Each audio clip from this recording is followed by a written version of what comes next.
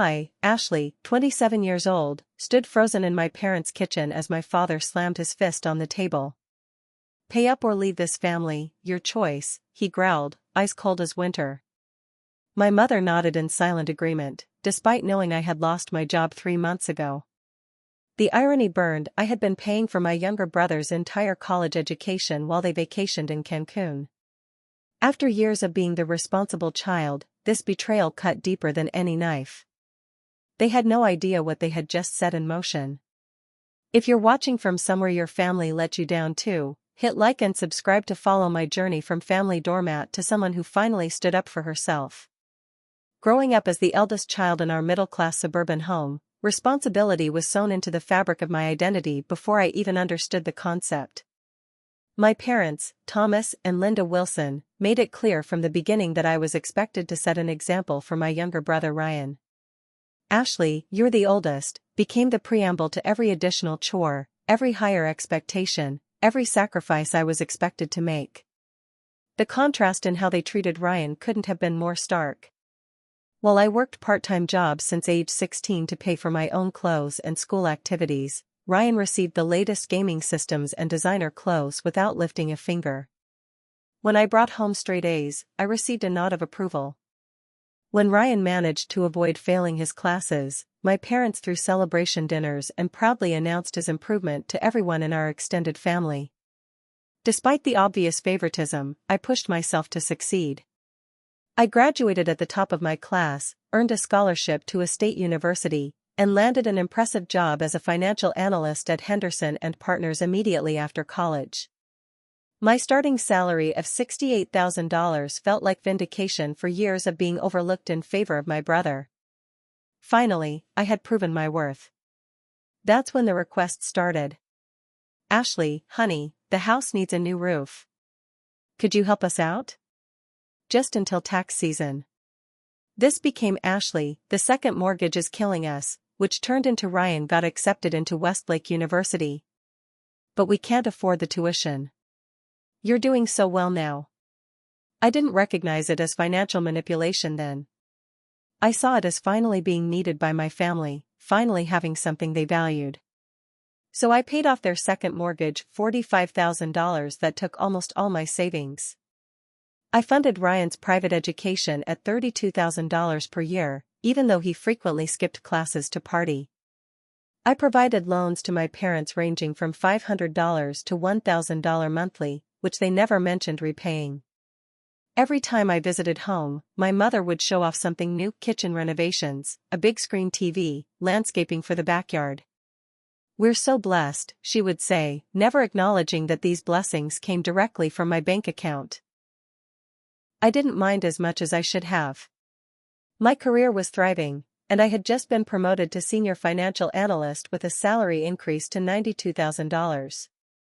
I had my own apartment in the city, a growing investment portfolio, and the satisfaction of helping my family live comfortably. This was what success looked like, I told myself. Then 3 months ago, without warning, Henderson and Partners underwent a corporate restructuring.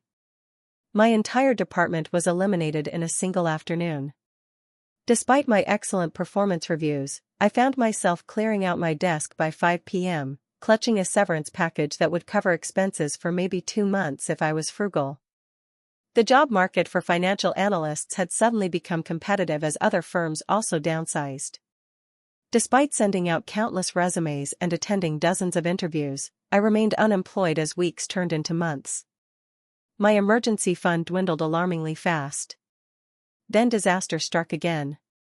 A pipe burst in the apartment above mine, flooding my unit and rendering it uninhabitable for at least 6 weeks according to the building manager. With my finances stretched thin and temporary housing costs in the city astronomical, I swallowed my pride and called my parents. "Of course you can stay with us, sweetheart," my mother had exclaimed. "Family always takes care of family."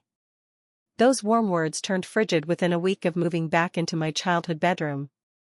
The first comments were subtle: "I noticed you bought name-brand cereal, and is that a new phone case?" By week 2, my father was leaving job listings on my bed, all for positions far below my qualifications: cashier jobs, warehouse work, fast food restaurants. Beggars can't be choosers, he remarked when I tried explaining that I was in final round interviews for positions in my field. By the third week, the atmosphere had turned hostile.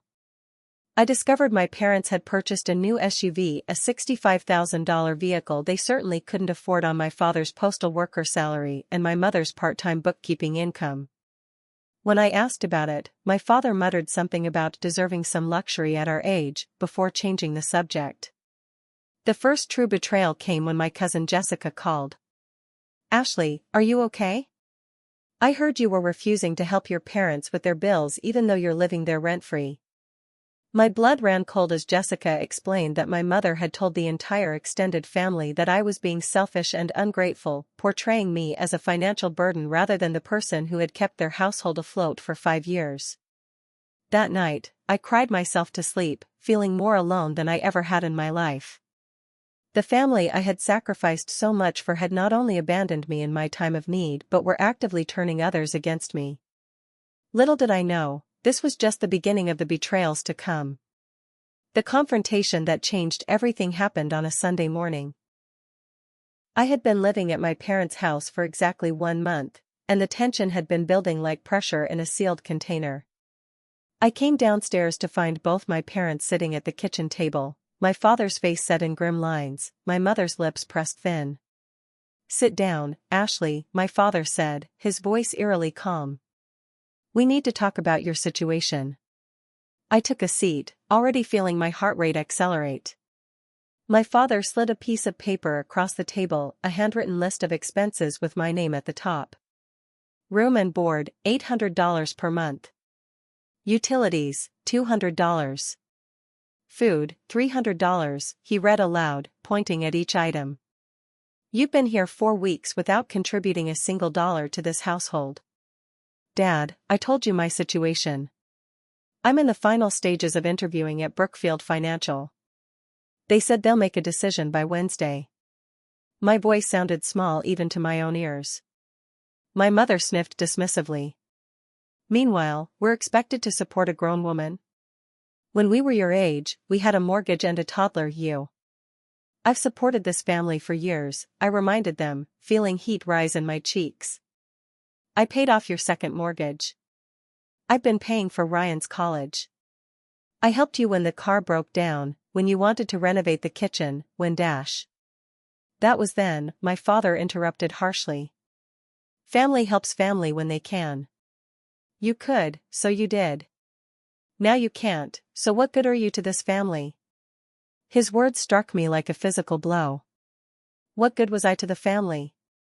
Had I only ever been valued for my financial contributions?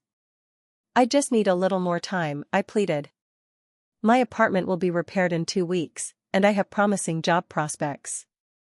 "Promises don't pay bills," my father said, leaning forward. "Either you pay your share, starting today, or you need to find somewhere else to stay. Those are your options." "Where am I supposed to get money right now?" I asked, my voice rising with disbelief. My mother shrugged. "You always bragged about having investments. Use those. Those are my retirement funds. I'd face huge penalties for early withdrawal." "Not our problem," my father said coldly. "Pay up or leave this family. Your choice." As the ultimatum hung in the air, I felt something inside me crack. Then came the second betrayal of that fateful morning, one that would prove even more devastating. I pulled out my phone to check my bank balance, wondering if I could scrape together enough for a cheap motel while I figured out my next steps. When I opened my banking app, I froze in horror. "Why is there a $5,000 withdrawal from my account yesterday?" I asked, my voice barely above a whisper. My parents exchanged glances that confirmed my suspicion before they even spoke. "That joint account was set up when you were in college," my mother said defensively. "Your name is on it, but it's always been a family account." The account had indeed been opened when I was 19, with my parents as co-signatories to make deposits easier while I was at university. Over the years, I had forgotten they still had legal access to it. I had nearly $8,000 in that account, money I had been saving toward a down payment on my own home someday. You stole from me, I said, the reality of their betrayal settling like ice in my stomach. We borrowed what was rightfully ours after all we've done for you, my father countered. The sound of the front door opening interrupted our standoff. Ryan strolled into the kitchen, looking relaxed and carefree in expensive clothes I had undoubtedly funded. What's going on? He asked, grabbing an apple from the fruit bowl.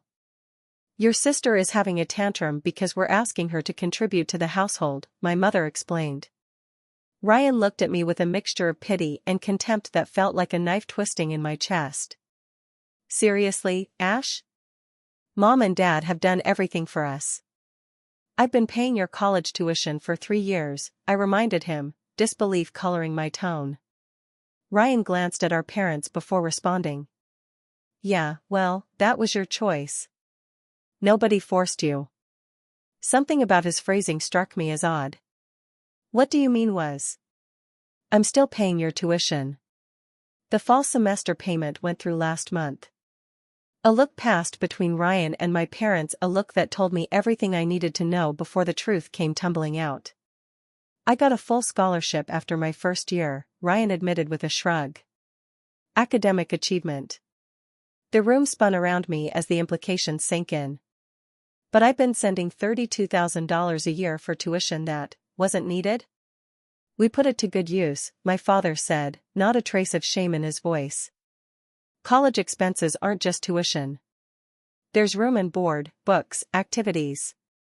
The new car, I whispered, the pieces falling into place.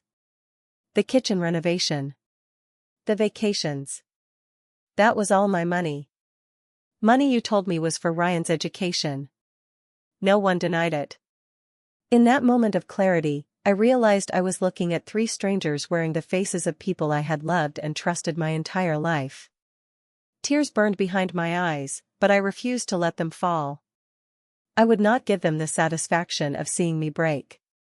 Instead, I stood up slowly, my chair scraping against the linoleum floor. I'll be out by tonight, I said, my voice steadier than I felt. Ashley, don't be dramatic, my mother started, but I was already walking away. In my childhood bedroom, I pulled out my suitcase and began packing only the essentials. My hands shook with a mixture of rage and heartbreak as I folded clothes and gathered toiletries. My phone buzzed with a text from my best friend Mia. Everything okay? You've been quiet all weekend. Need a place to stay. Emergency. We'll explain later, I texted back. Spare room is yours. No questions asked, came her immediate reply. As I packed, my parents hovered in the doorway, watching silently.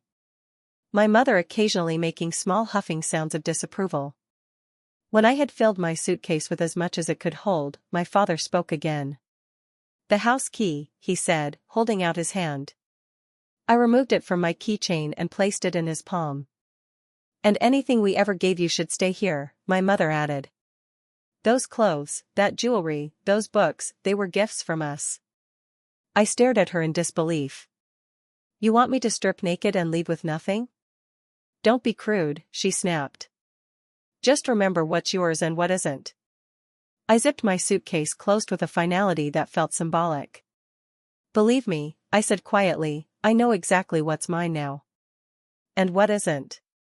As I walked out of my childhood home, carrying what remained of my life in one suitcase, I felt something unexpected beneath the pain and betrayal, a small, glowing ember of determination. They thought they had broken me. They thought they had taken everything. They had no idea what was coming. Mia's spare room was hardly bigger than a closet, with barely enough space for a twin bed and small dresser. But after the emotional devastation of my parents' betrayal, it felt like a sanctuary. Mia, with her characteristic directness, had taken one look at my tear-stained face when I arrived and said, whatever happened, they don't deserve you. Now, wine or tequila? That first week at Mia's was a blur of job applications sent between bouts of crying. I couldn't afford therapy, so I journaled obsessively, pouring my hurt and confusion onto pages that quickly filled with questions I couldn't answer. How long had they been planning to exploit me? Had they ever loved me for anything other than financial support? Was my entire relationship with my family built on lies? Sleep eluded me. I would lie awake replaying years of interactions, seeing them now through the lens of this new, terrible knowledge. The proud smile on my father's face when I got my first big promotion, was he just calculating my increased earning potential? My mother's weekly phone calls, were they just to ensure I remained emotionally invested enough to keep the money flowing? By day 9 of my exile, I had reached a new low. My last interview had gone poorly because I couldn't focus, and my severance package was nearly depleted. I sat cross-legged on Mia's living room floor, surrounded by folders of financial documents I'd grabbed during my hasty exit, trying to make sense of my shattered financial future. "You need to organize that mess," Mia observed, bringing me a cup of coffee. "My cousin Derek is a forensic accountant. Want me to see if he can help you sort through it?"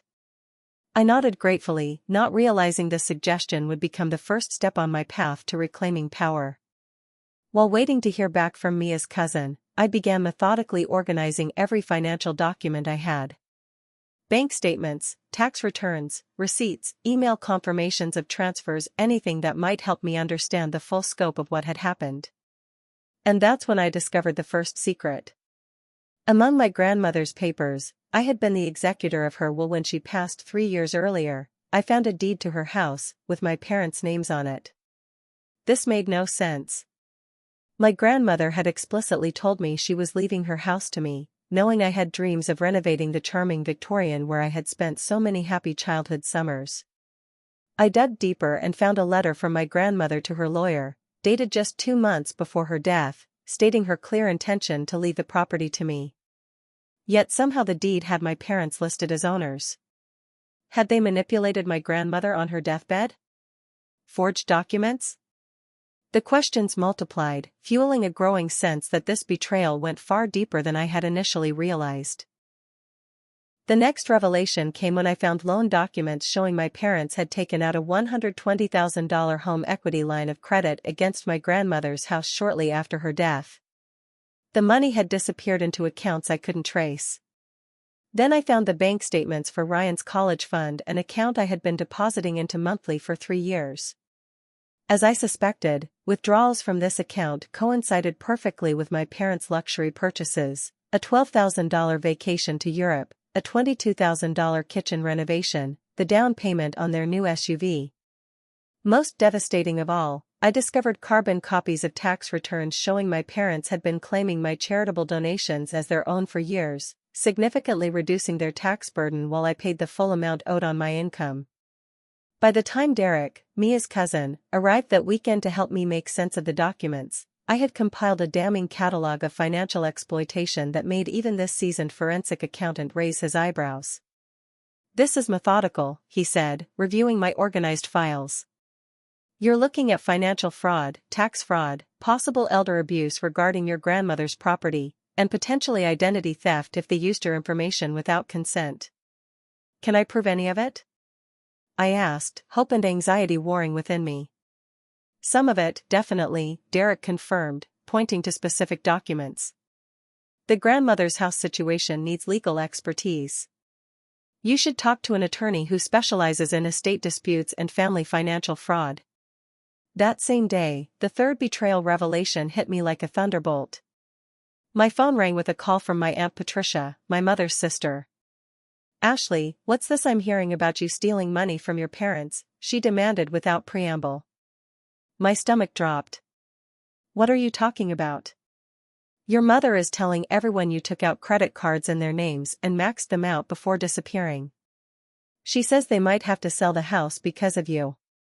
The lie was so audacious it momentarily left me speechless. They were not only rewriting the narrative but actively destroying my reputation within the extended family. After ending the call with my aunt, who remained skeptical of my denials, I sat on Mia's couch feeling a shift within me. The hurt and confusion that had dominated my emotional landscape began crystallizing into something harder, more focused. This was no longer just about surviving my parents' rejection, this was about justice. The next morning, I called in a favor from a college friend who worked at a law firm specializing in estate law and financial disputes. Kara agreed to meet me for coffee and review my situation. "Your parents have been systematically exploiting you," she confirmed after reviewing my documents. And the house situation is particularly troubling. If your grandmother left written instructions about her intentions, we may have grounds to challenge the current deed. What would that involve? I asked. Time, documentation, and some money upfront for legal fees, Kara admitted. It's not a quick process, but based on what you've shown me, you have a strong case. I don't have much money right now, I confessed. Kara thought for a moment. I can take this on with a reduced retainer and collect the rest when we win. And you will win, Ashley. What they've done isn't just morally wrong, much of it is illegal. As I left the coffee shop with a preliminary legal strategy in place, I made a decision. This wouldn't be an emotional reaction, it would be a methodical plan executed with precision. My parents had spent years calculatingly exploiting my love and loyalty. My response would be equally calculated, but in service of justice rather than greed. That evening, I created a detailed timeline of every financial transaction between myself and my family over the past 7 years. I noted every loan, every gift, every payment made on their behalf. The total was staggering, nearly $240,000 that I would never have parted with had I known the truth. I opened a new document and titled it simply, Recovery Plan. Phase 1 would be securing my financial independence. Phase 2 would focus on building the legal case. Phase 3 would be reclaiming what was rightfully mine, starting with my grandmother's house. For the first time since hearing my father's ultimatum in that kitchen, I felt a sense of clarity and purpose. They had asked me to choose between paying up or leaving the family. I had chosen a third option they never saw coming, justice. Financial stability had to come first. With my savings nearly depleted and legal proceedings requiring resources, I needed income immediately. Setting aside my pride, I applied for an entry-level position at First Regional Bank, a job far below my qualifications but one that would provide steady income while I rebuilt my life. We're actually overqualified for this position, the hiring manager said during my interview, studying my resume with raised eyebrows. I'm in a transitional period, I explained, maintaining eye contact. I value stability right now over position, and I'm willing to prove my worth from any starting point. I was hired on the spot, starting at $42,000 per year, less than half my previous salary, but enough to rent a modest studio apartment and begin setting aside money for legal expenses. Meanwhile, I initiated a careful campaign to gather evidence and allies. My brother Ryan, despite his participation in my parents' schemes, became an unwitting source of information. I called him under the pretense of wanting to make peace. I don't want this rift in the family, I told him, recording the call with a phone app Kara had recommended for documentation purposes. I just want to understand what happened. Ryan, always more careless than calculating, revealed crucial details without realizing their significance. Mom and Dad were really stressed about money before you got your big job, he explained. They saw how much you were making and figured you owed them for raising you and putting you through state college. Did they ever plan to pay back the loans they asked for? I questioned, keeping my voice neutral. Ryan laughed. They didn't see them as loans, Ash. They called it family redistribution, said you had more than you needed while they struggled. And my grandmother's house?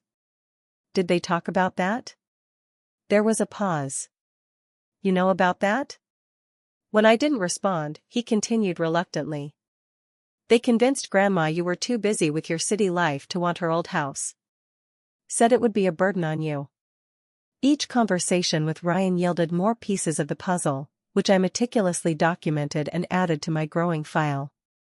My Aunt Patricia proved to be another unexpected ally.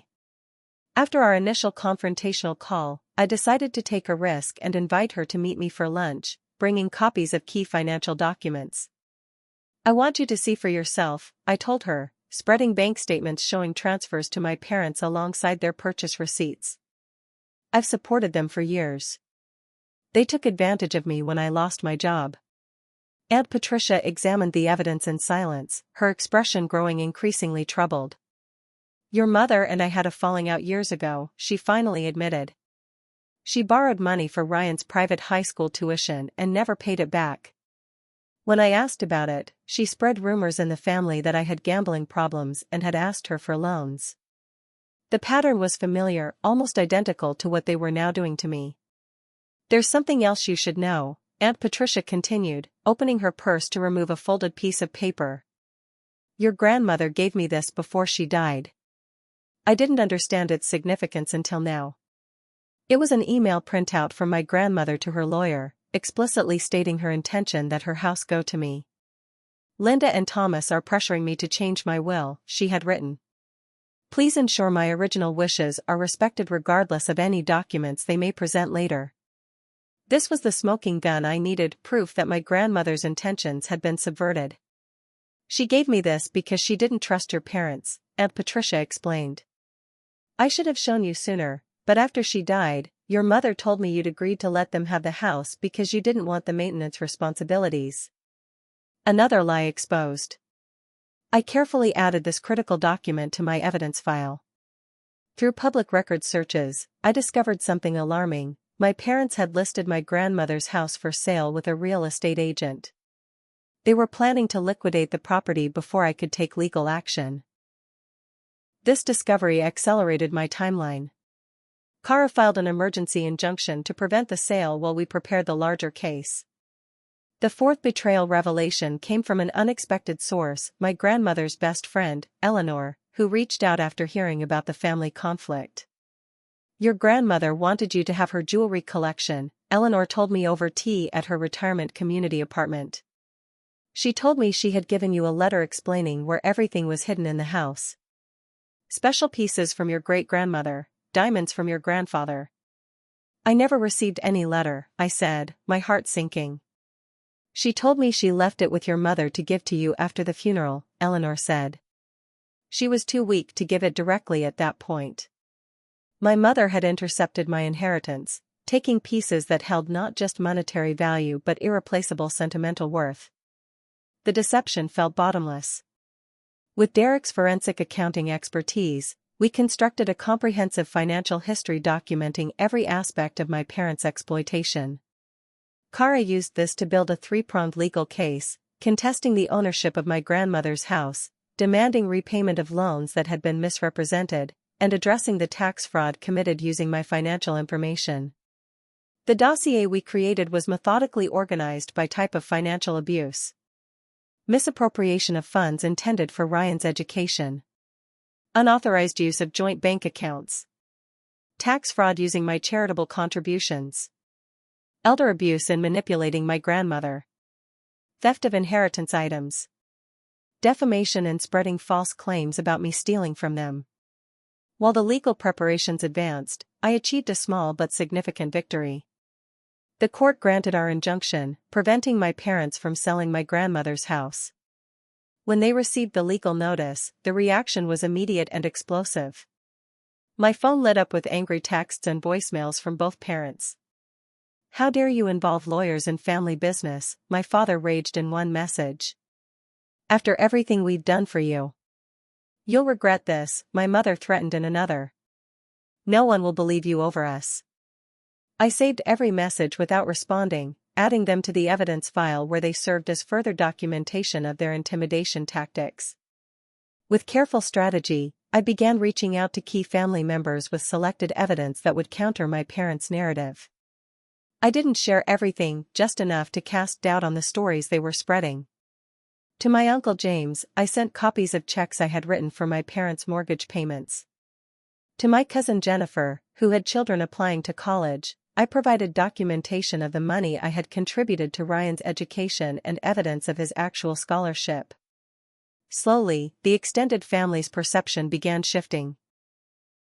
Several relatives reached out with messages of support and shared their own experiences with my parents' financial manipulations. These family members became potential witnesses willing to testify about the pattern of behavior if our case went to trial. By the end of 3 months of methodical evidence gathering, I had assembled a formidable case. More importantly, I had reclaimed my narrative. I was no longer the ungrateful daughter who had abandoned her family. I was someone fighting to correct years of exploitation and deceit.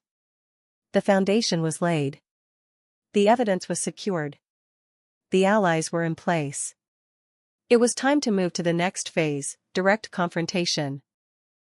After months of preparation, Kara sent a formal legal demand letter to my parents outlining our claims and proposing a settlement: transfer my grandmother's house to me as originally intended, return the $5,000 taken from our joint account, provide an accounting of all funds I had given them under false pretenses, and cease making defamatory statements about me to family members and associates.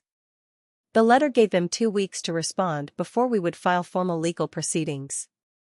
Their response came not in the form of a counteroffer but as a family ambush. My phone rang one evening with a call from my brother.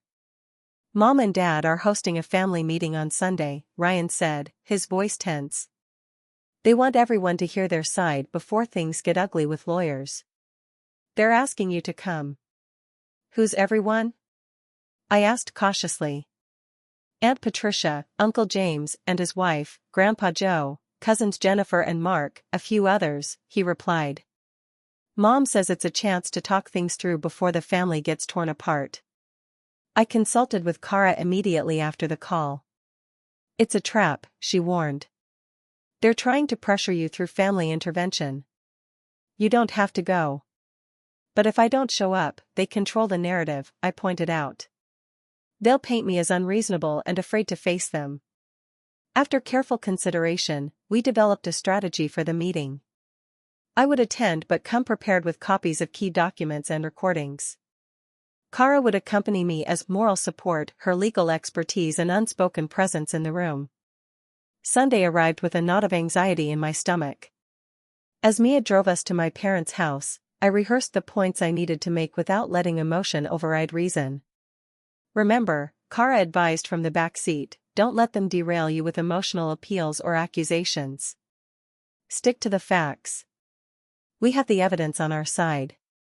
My parents' house looked exactly as I remembered, yet felt utterly foreign as we approached the door. Inside, family members sat awkwardly in the living room, the tension palpable. My mother had arranged the seating so that a single chair faced everyone else, clearly my designated hot seat. Instead of taking it, I positioned myself at the edge of the room, Kara beside me, and placed my document folder on the coffee table. "Thank you for coming, Ashley," my father began with a formality that barely masked his anger. "We wanted the family to be present so everyone can understand what's happening and why your accusations are causing such pain." "Before we begin," I said calmly, "I want to be clear that this meeting is being recorded for accuracy." I placed my phone visibly on the table, its recording app active. "I'm happy to address any questions about the legal letter my attorney sent." My mother's face tightened. This was not how they had planned the intervention to go. "Legal letter?" my grandfather asked, confused. "What legal letter?" I realized then that my parents hadn't told the family about the demand letter. They had framed this meeting as an intervention for my supposed financial misconduct. 2 weeks ago, my attorney sent a letter outlining financial matters that need to be resolved, I explained, directing my words to the entire room rather than just my parents. "Including the fact that my grandmother's house was supposed to be left to me according to her wishes." "That's ridiculous," my father interrupted. "Your grandmother changed her mind before she died. She wanted us to have the house." This was my opening. I removed the email printout Aunt Patricia had given me and passed copies to everyone present. "This is an email from Grandma to her lawyer 6 weeks before she died, specifically stating that she wanted me to have the house and was concerned about pressure from my parents to change her will." As family members read the document, my mother attempted to seize control of the narrative. "Ashley has been manipulating all of you," she declared, her voice rising. "She's always been jealous of the attention we gave Ryan. Now she's trying to punish us by making up these accusations." "The accusations aren't made up," I countered, pulling out bank statements showing transfers to my parents alongside their purchase receipts. "Here are records of loans I provided that were never repaid. Here are payments I made for Ryan's tuition after he received a full scholarship, money that was used for luxury purchases instead." I methodically laid out the evidence, keeping my tone even despite the emotions roiling inside me.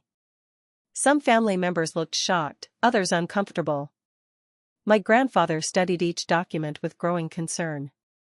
"You told me Ashley refused to help with family expenses," he said to my father, his voice heavy with disappointment. "She's twisting everything," my mother insisted desperately. "She's always been good with numbers, making things look different than they are."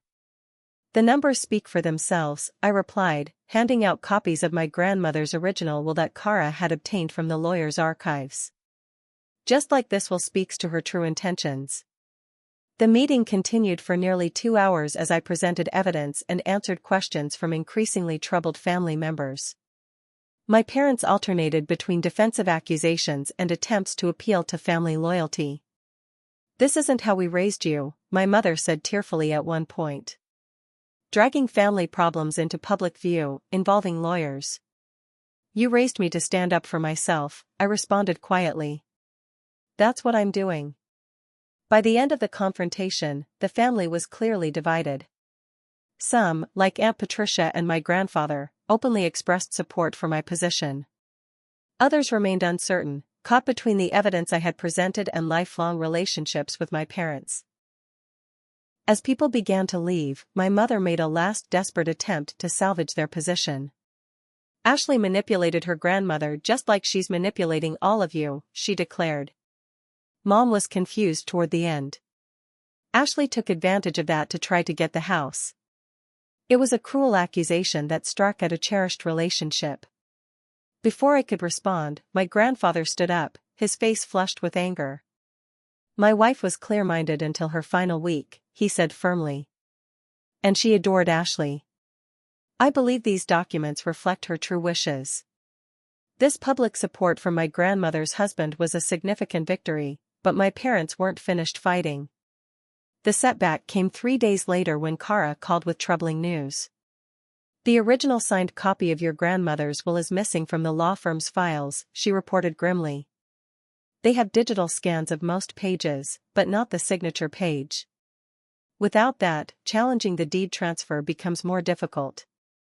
"That can't be a coincidence," I said, suspicion immediately flaring. "I agree. Someone at the firm might have been paid to remove it," Kara acknowledged.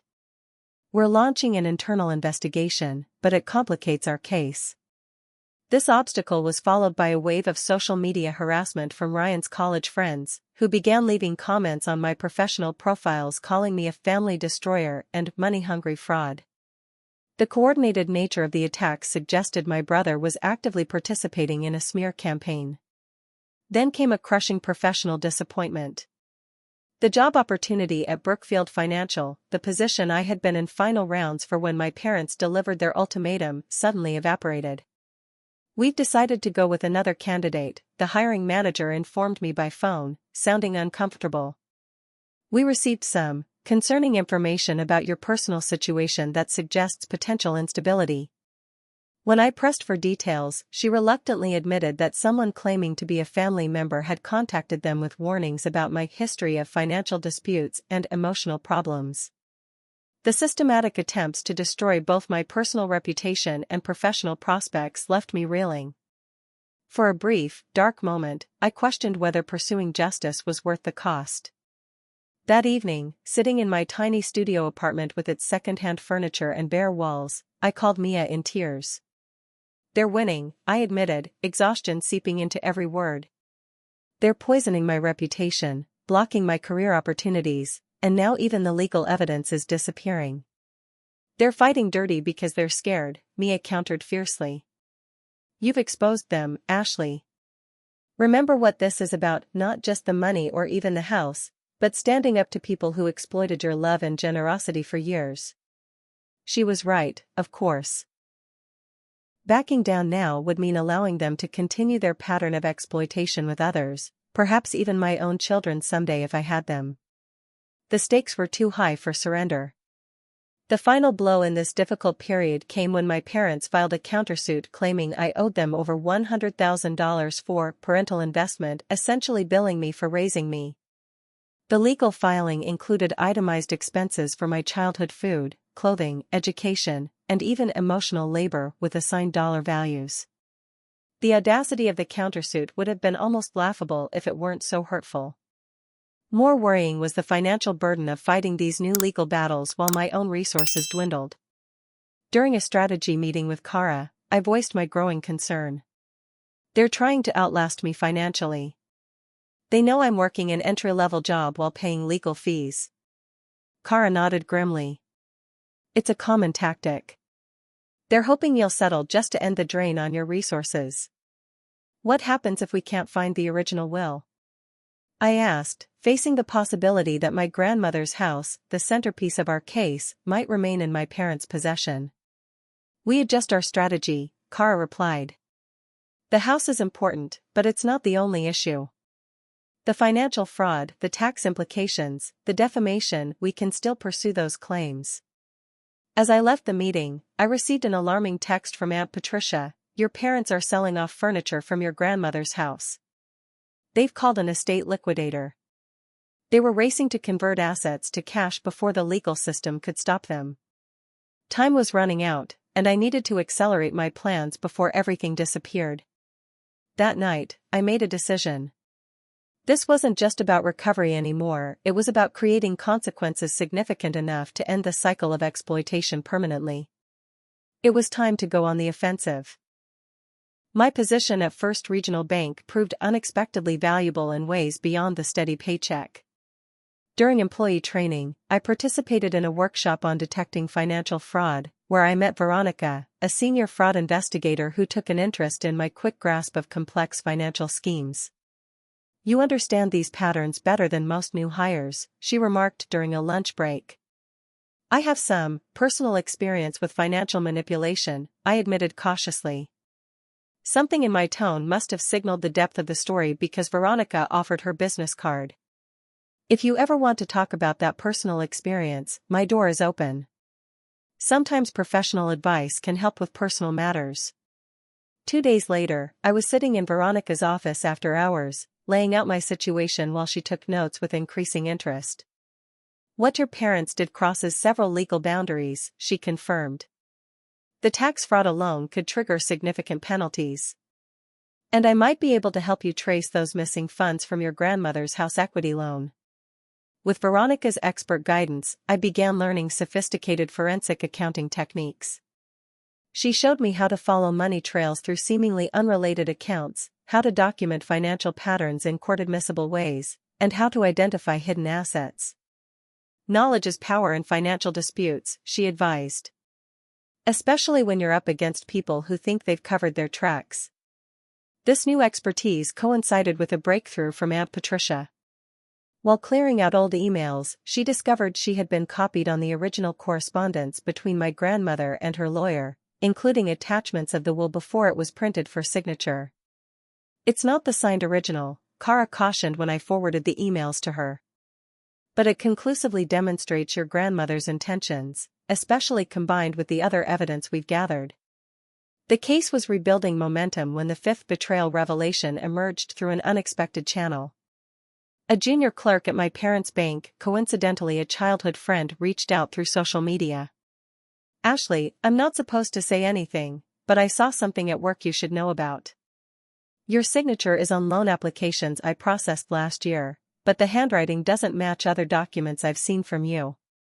This revelation led to the discovery of multiple financial documents where my signature had been forged, including credit applications and property liens. My parents had been using my identity and credit history to secure loans they couldn't qualify for on their own. The forgeries represented a significant escalation in our legal case, shifting it from civil disputes into potential criminal fraud territory. Kara immediately reported the findings to the district attorney's office while filing additional motions in our civil case.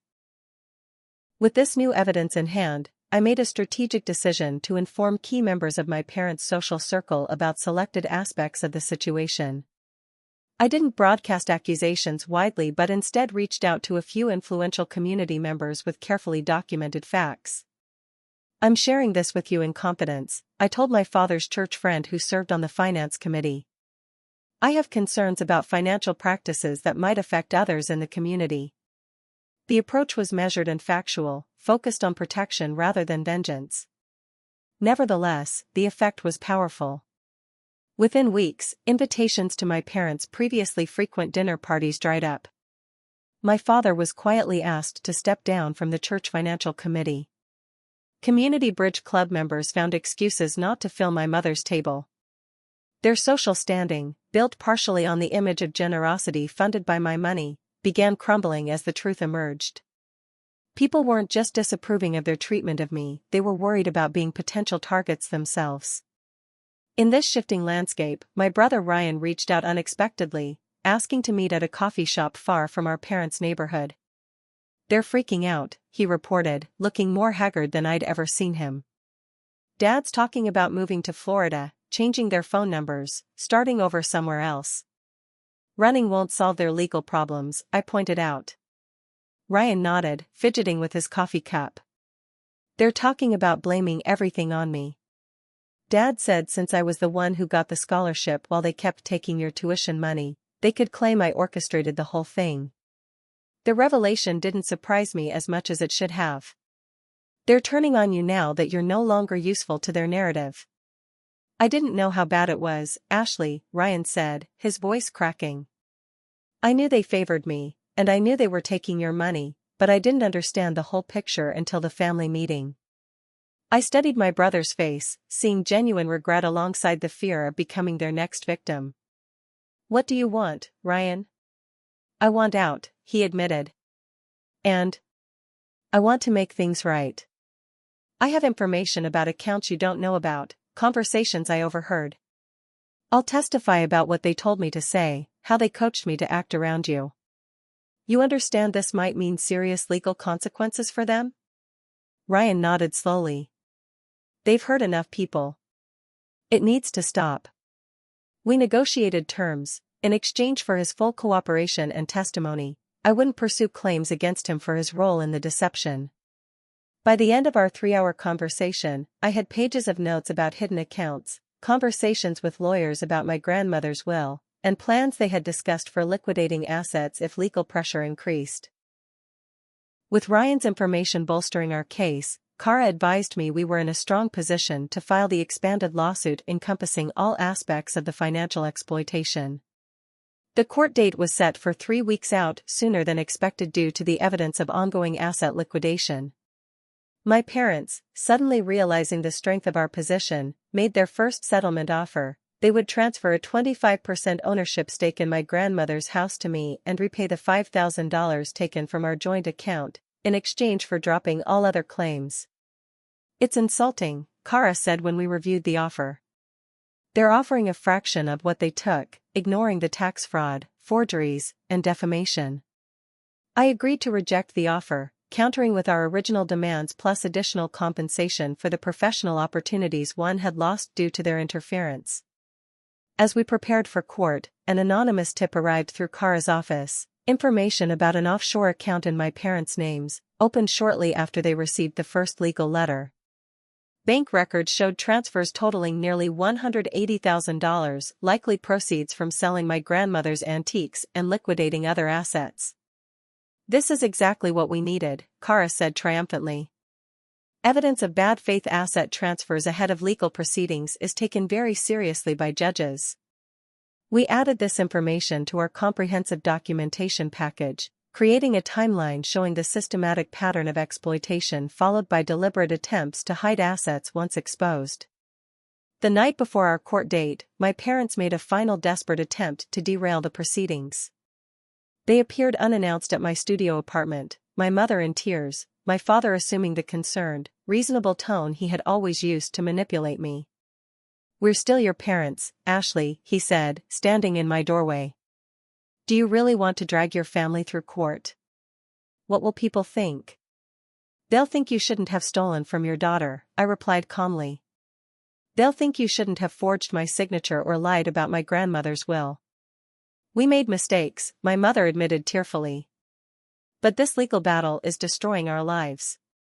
Your father's blood pressure is through the roof. Is that what you want? To make us sick with stress?" The emotional manipulation that had worked so effectively throughout my life now fell flat. I could see the tactics clearly, the appeal to family loyalty, the health concerns, the implication that I was being needlessly cruel. "I'll see you in court tomorrow," I said, closing the door firmly between us. That night, as I prepared my outfit and reviewed my notes one final time, a package arrived by courier. Inside was a USB drive with a note in Eleanor's handwriting. "Found this in your grandmother's things. Thought you should have it before tomorrow." The drive contained a video recording of my grandmother, made 3 months before her death, explicitly stating her wishes regarding her house and possessions. "I want my house to go to my granddaughter Ashley," she stated clearly in the video. "She's the only one who truly appreciates this old place and will honor its history. My daughter Linda and her husband have been pressuring me to change my will, but my decision is final." It was the final piece of evidence, irrefutable proof of my grandmother's intentions, delivered exactly when I needed it most. The courthouse loomed imposing and formal as I walked up the steps beside Kara, dressed in a conservative navy suit that projected competence and seriousness. My parents and their attorney waited on a bench in the hallway, my father checking his watch impatiently, my mother dabbing at her eyes with a tissue for the benefit of passers-by. "Ready?" Kara asked quietly. I nodded, feeling surprisingly calm. After months of preparation, evidence gathering, and emotional processing, I was finally ready to present our case to an impartial authority. We were assigned to Judge Harriet Michaels, a veteran family court judge known for her no-nonsense approach to financial disputes.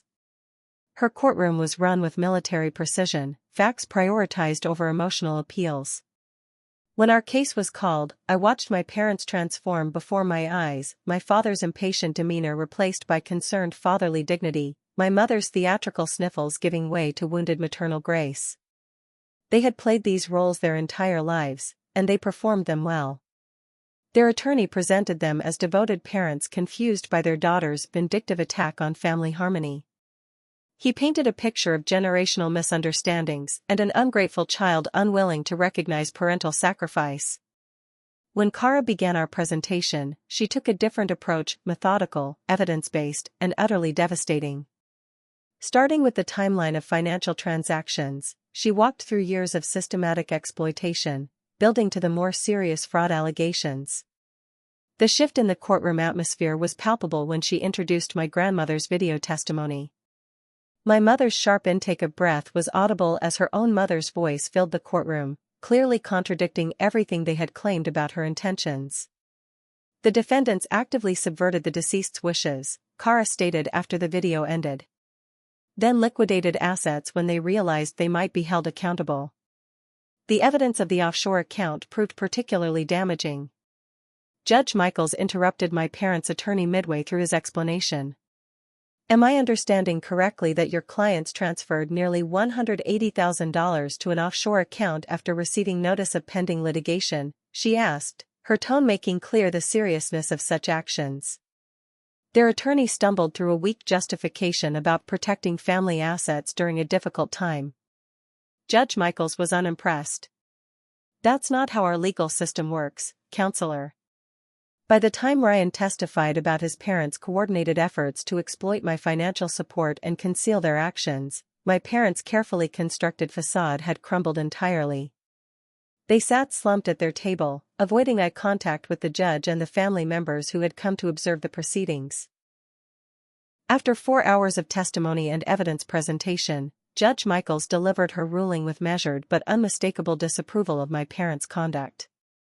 "The court finds clear and convincing evidence of financial exploitation, fraud, and deliberate subversion of inheritance intentions," she stated. "The property at 1742 Maple Street shall be transferred to Ashley Wilson as intended by the deceased. Furthermore, the defendants are ordered to provide full accounting of all funds received from the plaintiff under false pretenses, with repayment to be determined in the financial settlement phase."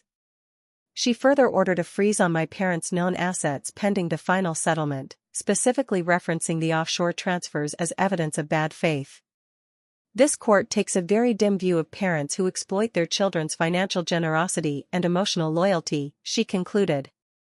"The defendant's conduct represents a profound breach of parental responsibility and basic ethical standards." As we left the courtroom, I felt strangely empty of the triumph I had anticipated. Justice had been served, but the family I had once loved was irrevocably shattered. That reality brought its own grief, despite the vindication.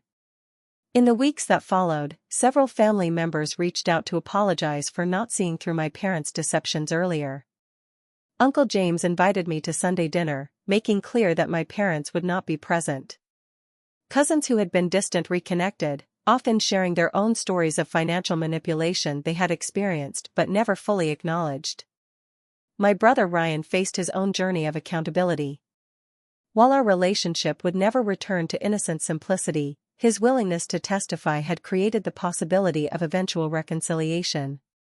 He enrolled in therapy to address his role in the family dynamics and the privileged position he had accepted without questioning its cost to me. "I don't expect you to forgive me," he said during a cautious lunch 6 weeks after the court ruling. "But I want you to know I'm trying to become someone who deserves to be in your life again someday."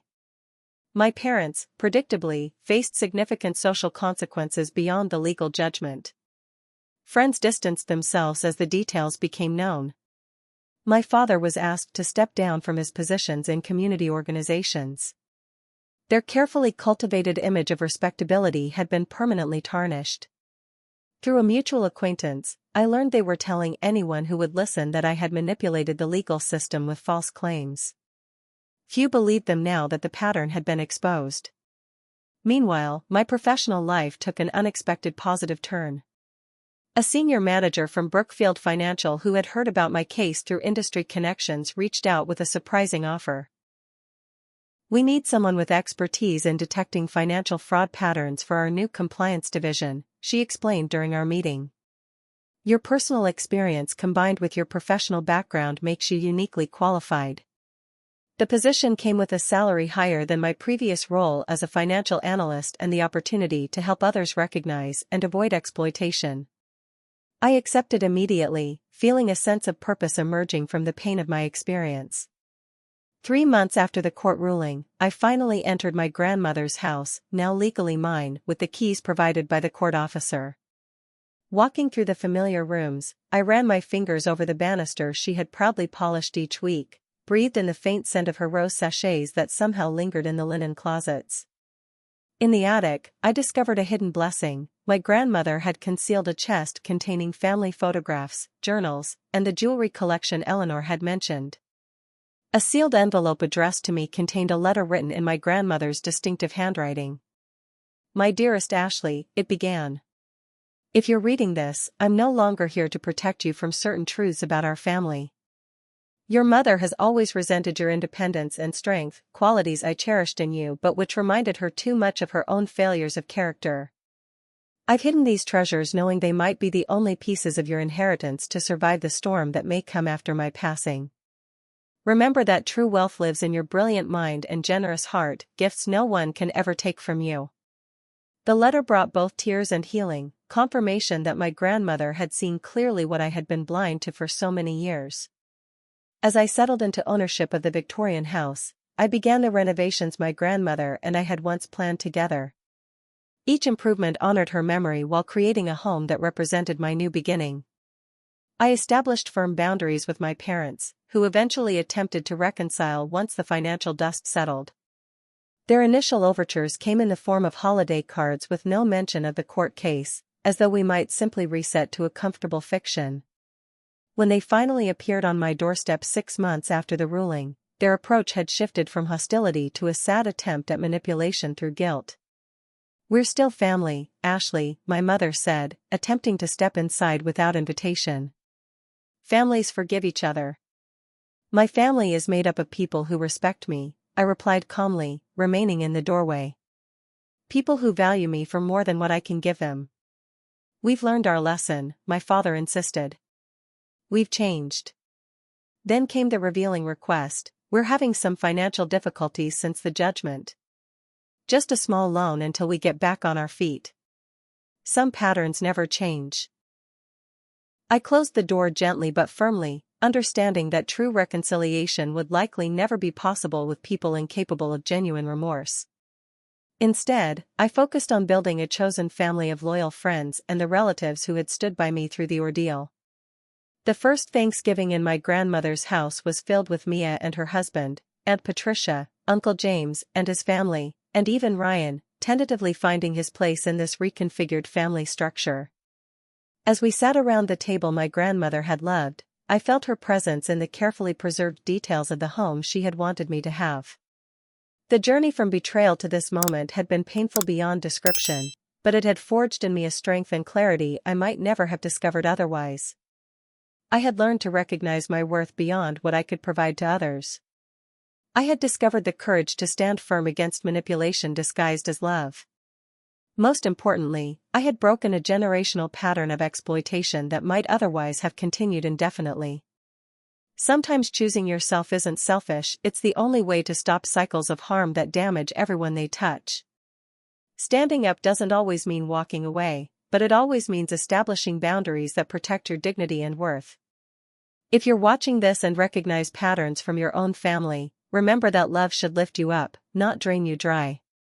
Financial support freely given is generosity, support demanded or manipulated is exploitation. You deserve relationships built on mutual respect, not calculated advantage. Has your family ever made you feel valued only for what you provide?